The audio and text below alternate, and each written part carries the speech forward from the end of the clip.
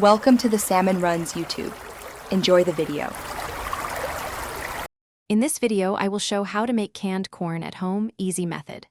Sterilize jars first, then cut kernels from cobs carefully into a bowl, keeping corn upright to avoid spills. Prepare a simple brine by simmering water with salt and optional sugar, stirring until dissolved.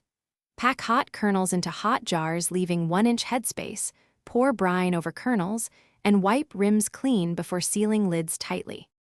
In this video, I will show how to make canned corn at home, easy method.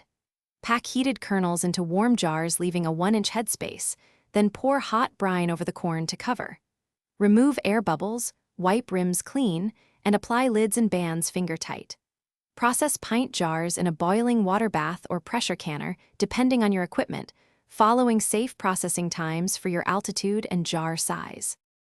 In this video, I will show how to make canned corn at home, easy method. Quick recommendation: if you're chopping and cooking all day, stay hydrated with the Owala water bottle. It keeps drinks cold, fits in most cup holders, and won't spill when you're rushing between stove and counter.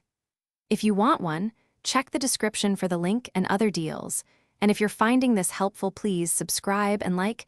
Now let's get back to the video. In this video, I will show how to make canned corn at home, easy method. After processing, cool jars upright for 12 to 24 hours, then check seals by pressing the center of each lid. Label jars with contents and date, and store them in a cool, dark place for up to 12 months.